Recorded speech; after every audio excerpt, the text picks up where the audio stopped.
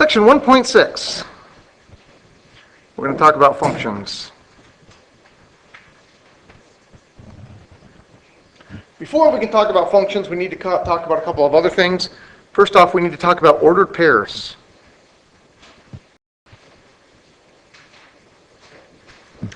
Anybody know what ordered pairs are?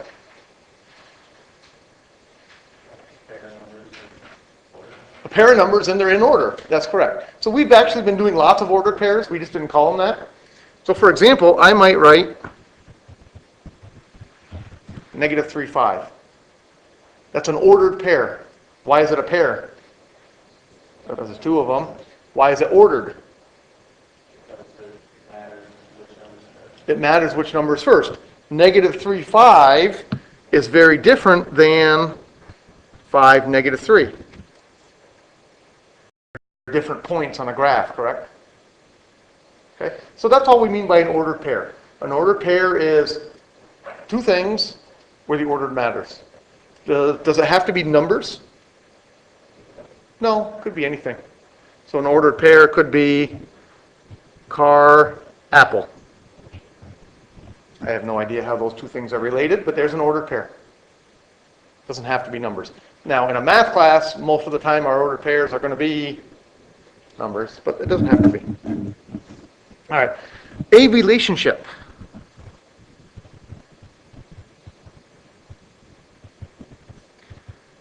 Is any set of ordered pairs.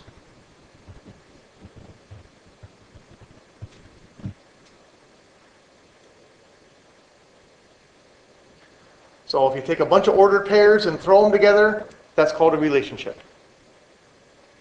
Why is it called a relationship?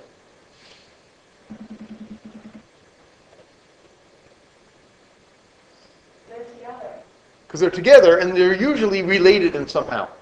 So for example, what I have written up here, -3, 5, 5, -3, car, apple. Technically that's a relationship. It's not a very clear relationship, is it? Is it clear how these things are all related? No, not really. So normally when you have a relationship, you wouldn't have -3, 5 mixed together with car, apple. That doesn't really make much sense. But it is technically a relationship. I don't have any idea what the relationship is between the two things, but it is. All right, so now we're ready for a function. Anybody know what a function is?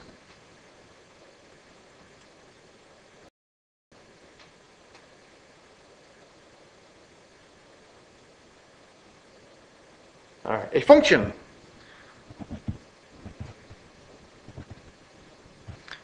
is a relationship where each input has exactly one output. So a function is just a special kind of relationship. So a function is a bunch of ordered pairs, but there's a special rule that every input has exactly one output.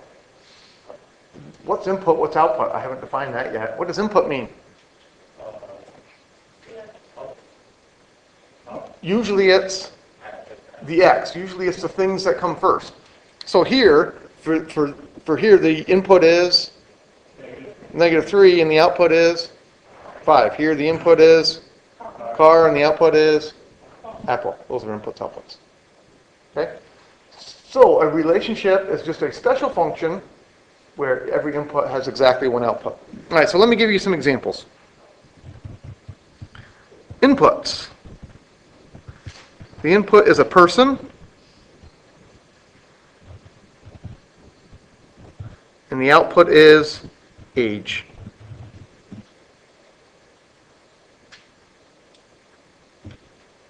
Is that a function?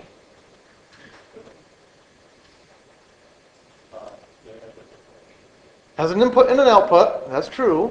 So that makes it a relationship. But is it a function?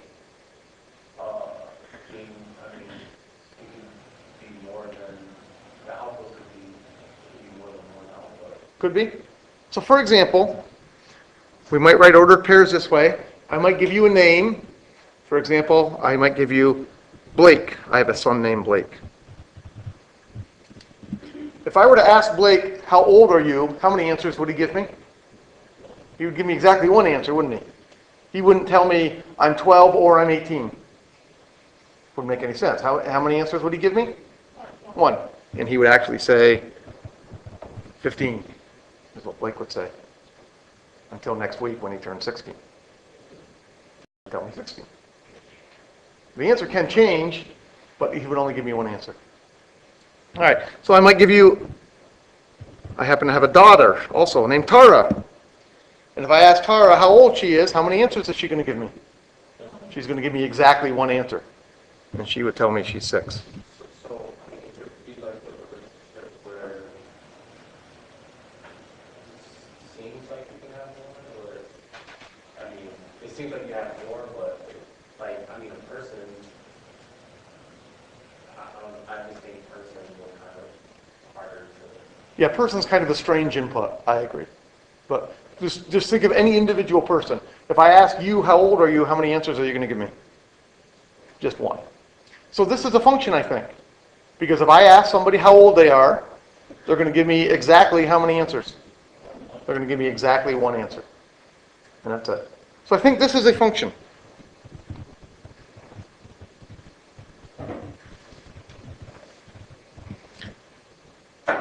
Once I get my input, I get exactly one answer. I get exactly one output. All right, here's another example. Input is once again a person. Output is siblings. Is this a function, or is it just a relationship? This one's a relationship. How come? Siblings can have multiple. So for example, if the input was me, one output could be, I have a sister named Jill. Unfortunately, well, not unfortunately, I suppose that's kind of a poor choice of words. I also have another sister. I have another sister named Teresa. So, I mean, if you say first of sibling, I would get, like, how many siblings? Oh, you would think how many siblings? Okay. And then it would be a function, wouldn't it? Because if you asked me how many siblings do I have, I would only give you one answer. I would give you, I have 2 siblings. So if the way you ask us, is it like a full sentence? Generally, I'm just trying to give you an idea of what functions and relationships are. Generally, when we deal with functions in this class, they will always have numbers. So in just a minute now, we're going to start with just having numbers. We won't deal with... Yeah, because I agree with you. That one wasn't totally well defined. Because I thought of output as the person's names. You thought of outputs as how many do you have. If I asked you how many I have, then it would be a function. But as I wrote it here, this is not a function. Why not? Because this input George, has 2 different outputs. That's not allowed to happen to be a function. So we would say this is only a relationship. This is not a function.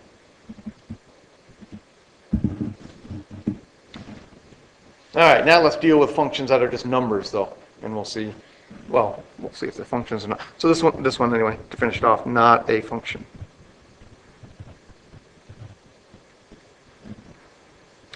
All right, more examples. So a lot of times when we want to write a relationship, or if we want to write a function, we write it this way. We write our inputs and our outputs in a table. So I might have my inputs be, let's see, 2, 5, -3, 8, and 1. And my outputs are 6, 2, 0, -5, and 0.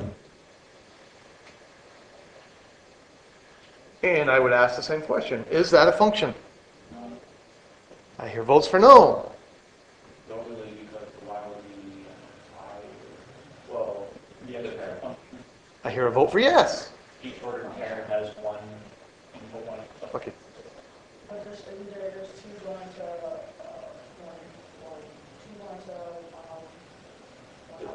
All right, so I did this on purpose to try to trick people. And it worked. For some people, it didn't work for others. What's the rule? The rule is, if I give you an input, How many answers do you get? 1. So if I give you the input 2, how many answers does that have? 1. The number 6. If I give you 5, how many inputs does that have? Just 1. All the way down, -3 only has 1, 8 only has 1, 1 only has 1. So the inputs can go up once. In my definition, did it say anything about the outputs? No. So it's okay to have 0 show up twice as an output, as long as none of my inputs repeat. So that's really what you're looking for. The numbers over here, in a sense, when you're dealing with a function, the numbers over here don't matter. Really, what only matters is, are any of the numbers here repeated? And the answer is no.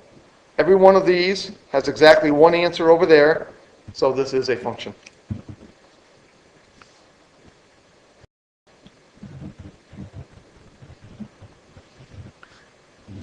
Conversely, let's say I did this. I had 2, 6, 5, 2, -3, 0, 8, -5, 2, 0.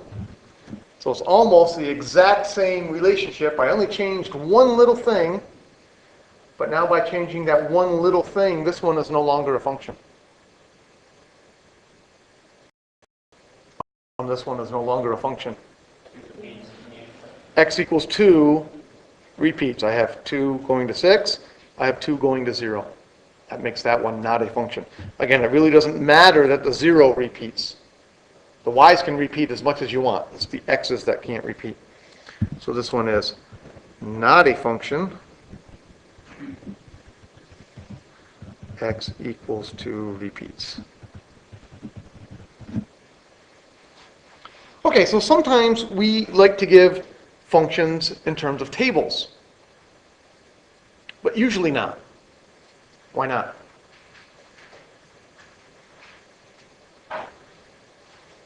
Because usually functions have lots and lots and lots of pairs. So how do we usually write functions? How will I usually give you a function? Instead of writing a table, I might write a equation. So functions will come in equations. Or I might draw a graph. All right, so let's talk about graphs first. So I'm going to draw a bunch of graphs here. Some of these will be functions, some of these will not be functions. We got to figure out which is which. So there's the first one. And this is one of the very few times I will ever draw graphs without giving you scaling. Scaling really doesn't matter for these graphs. Let's see, here's another graph. And another one. And finally one more.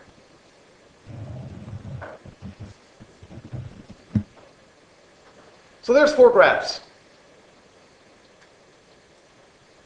At least one of those graphs is a function, and at least one of those graphs is just a relation. Which is which? Yeah, let's have a vote. Number 1, function or not a function? I hear lots of votes for function. Why is number 1 a function? The x's don't repeat. For example, if I said x is over here somewhere, x is about 2, you would tell me y is about... If I said x is -1, you would tell me how many answers are there? Y is about... I think that would have to be +1. X is -1y. Yes, I think number 1, I think this is a function.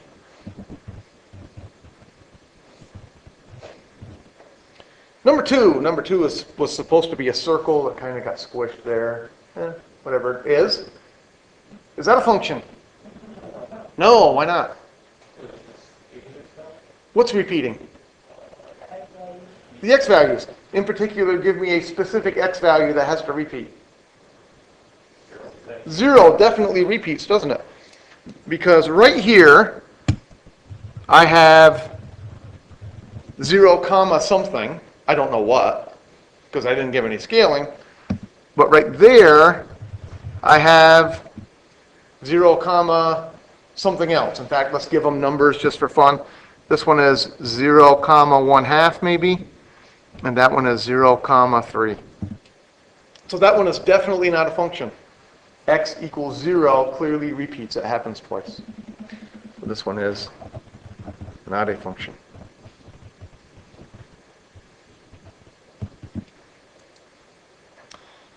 Number 3. That's a special kind of graph. Anybody know the name of that kind of graph? That's called a parabola. That's correct. That's a parabola. Is that parabola a function? Yeah. I hear votes for yes. I hear votes for no. Yeah, because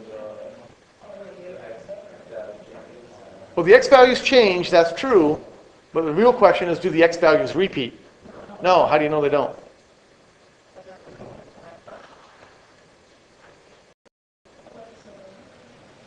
Okay. There's actually a special test for telling if a graph is a function. Draw a line. What kind of line? All lines are straight. Draw a vertical line. All right, so notice what happens here back on this one that was a circle. If I draw a vertical line right here, how many times does that vertical line hit the circle? Twice. That makes it not a function. We're back here with this graph. No matter where I draw a vertical line, how many times will any vertical line hit? It'll hit exactly once. And that's called the name for that. That's called the vertical line test. And the vertical line test says if a vertical line hits the graph more than once, the graph is not a function. So back to this parabola here. If I draw a vertical line, how many times does that hit the graph? One. How about if I draw it over here? How about if I draw it over there? Once. So no matter where I draw a vertical line, how many times is it going to hit that graph? Exactly once. So that one is a function.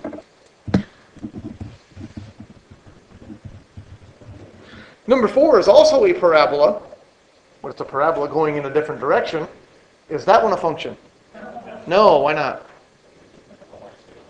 I can draw a vertical line that will hit twice. Right there. So why does that make it not a function? Because it means x is repeating. So for example, this one might be right here. This might be -3, -3. Where this one here, x is -3, and y is maybe 3. So that's why the vertical line test works. If a vertical line hits twice, you're guaranteed to have repeated x values. So that one is not a function. Questions on that? So if I give you a graph, in general, it's very, very quick and very, very easy to tell if it's a function. You just think of drawing vertical lines and how many times they're going to hit. If it hits once, you're good. If it hits more than once, not a function. And that's the end of it. All right, now how about if I give you equations? Equations are a little harder here. Let's see, I might give you y equals 2x plus 3. I might give you x squared plus y squared equals 9. I might give you 3x cubed minus 4y equals 7. And how about one more? How about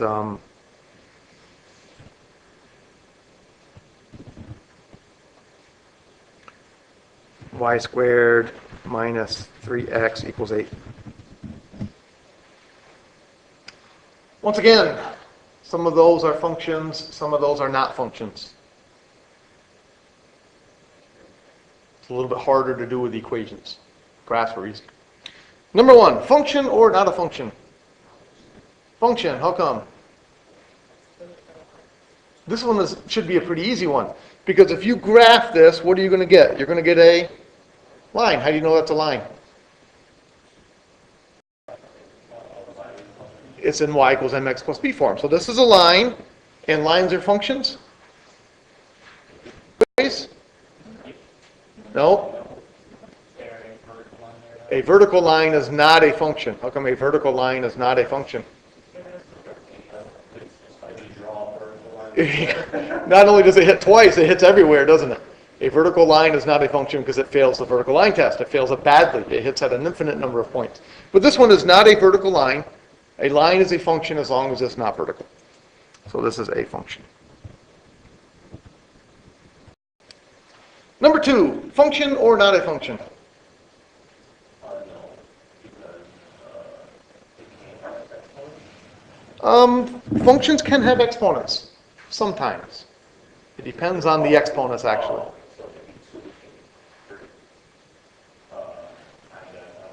Sometimes you can have squares, sometimes you can have cubes, it all depends. That's a circle. That's a circle. That's correct, that is a circle. How do you know that's a circle? That has x squared plus 5 squared equals the number a perfect square. All right, that happens to be a circle. If you have an x squared plus a y squared equals some number, that will happen to be a circle. So it was a function? No. All right, I'm willing to guess that most of us didn't know that that was a circle. So how do you tell if it's a function if you don't know it's a circle? Nope. Generally, this is where it gets more difficult. It's not really easy to tell. But here's what I would do. I would pick a number for x and I would plug it in.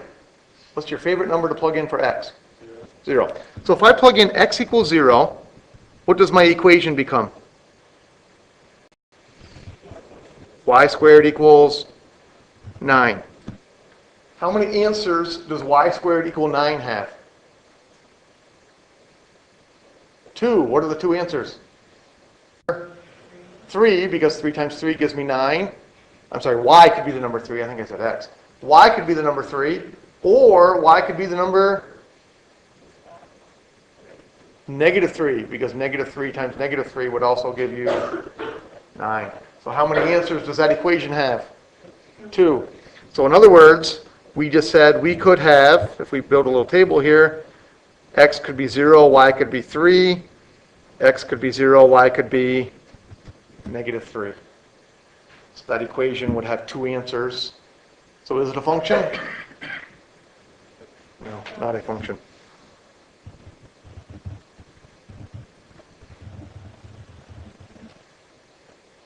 All right, so it appears as though exponents cause some problems. And that's true sometimes.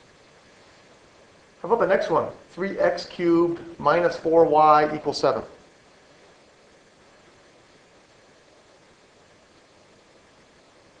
Function or not a function?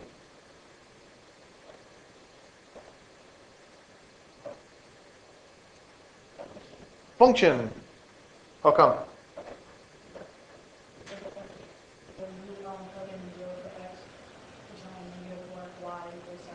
Okay, so if I were to plug 0 in for x this time, I would get -4y equals 7. How many answers would I get? 1. What if I plugged in a different number? What if I plugged in 2?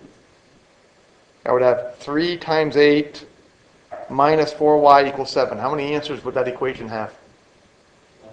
Just 1. How come? You can solve for y and get it all by itself, can't you? All right, so this one had exponents, but this one was not a function. This one has exponents, but I think this one is a function. There's no exponent on the y. That's almost correct. Nope, you can have 2. For example, that one would still be a function. All right, so here's the rule, and it's kind of a strange rule. If you have exponents, the exponent on the y has to be odd. It doesn't matter what the exponent is on the x. And the reason it has to be odd is back here.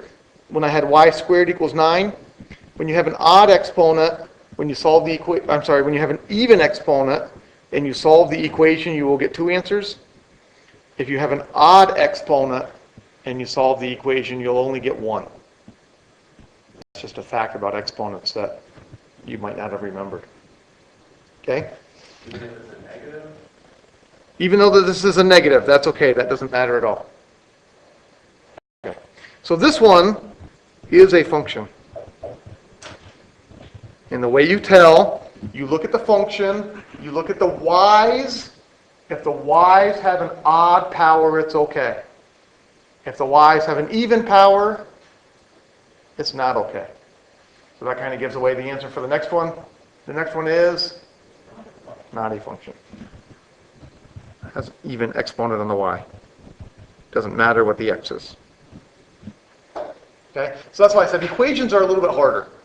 It's not so obvious why when you have an even exponent on the y, it's not a function, and when you have an odd exponent on the y, it is a function. So why did you say it has to be odd again? Because Right. So if I, for example, if I were to give you y cubed equals 8, if I have an odd exponent there, how many answers does that equation have?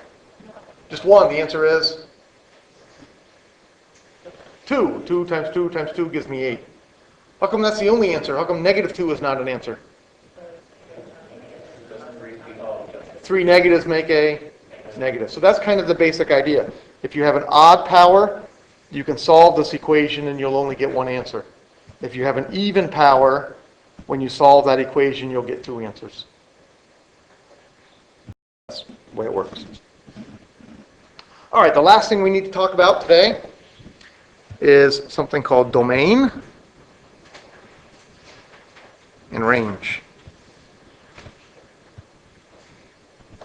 Anybody remember what domain and range are? It's the same thing. Domain is all inputs. Range is all outputs. So, domain and range are the fancy math words for inputs and outputs. That's all it really is. X and Y, that's correct. Correct. The domain is usually X's. The range is usually Y's. Usually we use X and Y. Okay, so I'll just build a little table here and make up a function. Let's see. -2, 4, 6, -3, 0, 1, -5, 4. Well, I said I'm going to make a function. Did I really make a function? Yes, that's a function. How come? No x number repeats, so that really is a function. Once I give you a function, I might ask you, what is the domain? And you would tell me for this function, the domain is -2, 6, 0, and 5. And usually we would put set brackets around it when we write it that way.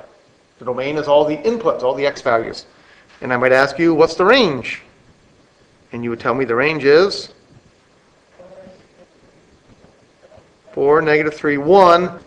And then we wouldn't usually write the 4 again. Would it be wrong to write it again? No, it wouldn't be wrong, but normally we wouldn't. There's only 3 things in the range. Notice you don't even need to put the numbers in order, right? Right? And -2, 6, 0, 5, that's not the right order for those numbers. It's just the orders that they showed up, and that's how I wrote them.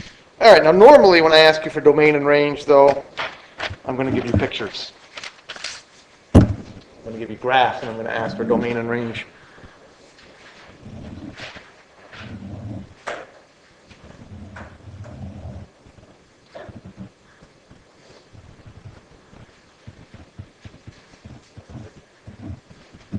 So I might give you a graph like that, and first I might ask you, is that graph a function?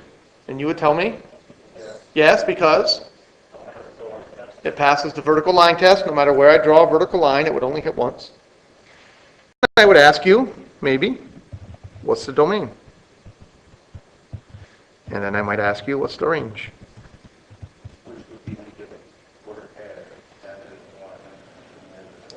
Well, -1 is certainly in the domain, and -4 is in the range, but I don't think -1 is the whole domain. I don't think -4 is the whole range. Well, that's well, no, the domain and range is usually just a list of numbers, not ordered pairs. That's right. So domain means what x numbers can I plug in? So can I plug in -1? I can certainly plug in -1 and I get -4. Can I plug in 0? Sure, if I plug in 0, it's right there. Can I plug in 6? So I don't know exactly where it is, but I think I can plug in 6 somewhere, can't I? You mean as far as Bravo? No, nothing, has nothing to do with rise over run. All I'm asking is, is there a point somewhere on this graph where x equals 6? Yeah, I don't know where it is. If x equals 6 is over here, so it would be up off my picture. But it's there somewhere, isn't it? How do I know it's there? Because that arrow tells me the graph keeps going up forever.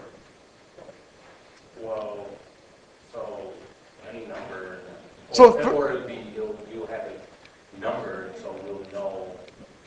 But I think you said the right answer. In this case, the domain is any number. I can use any number for x, can't I?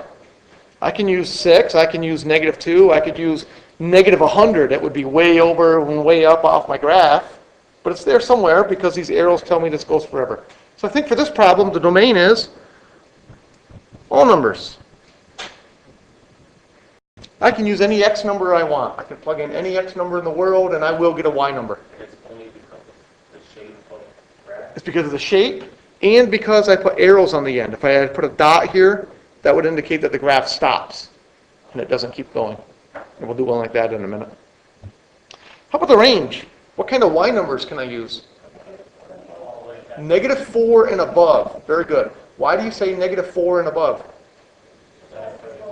The lowest point on this graph is -4, and then the graph only goes up. It doesn't go down at all, does it? So for example, if I asked you, could y be -7? -7 would be down here somewhere. Does this graph ever hit when y is -7?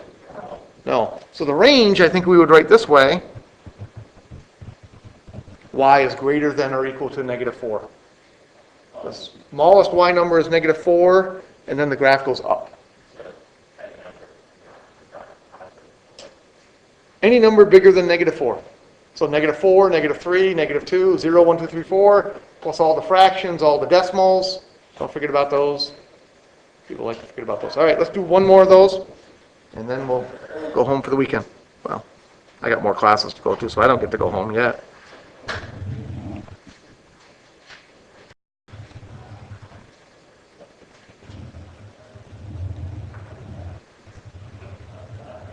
All right, so here's an interesting looking graph, and I'll give you some points on it.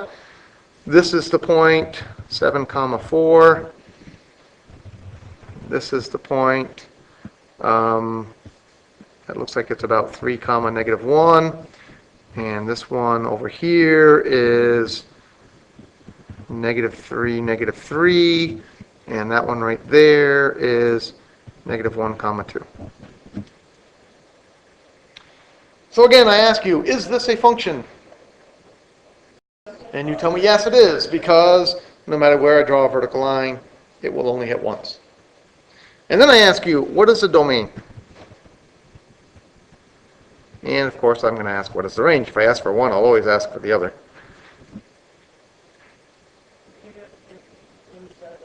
-3 through 7. I agree completely. Why is the domain -3 through 7? That's right. The domain means basically how far left does the graph go and how far right does the graph go. So what's the furthest left x number? The furthest left x number is -3, and the furthest right x number is 7. Because I clearly put dots here this time, I didn't put arrows. If I had to put an arrow, that would mean the graph would keep going forever. So our domain, I would write it as -3 less than or equal to x less than or equal to 7. Domain means, on a graph, left to right. Range means the y values means low to high. That's the way we have to write every time? Yep. That's the way I expect to see it written. How about the domain? Oh, the range, I mean. -3 to 4. Domain means left to right. Range simply means low to high. So these 2 points that I gave you right here had absolutely nothing to do with the answer. I threw them in just to be confusing. They had absolutely nothing to do with it. The lowest y value is -3. The highest y value is 4. So the range would be -3 less than or equal to y less than or equal to 4. Questions on that?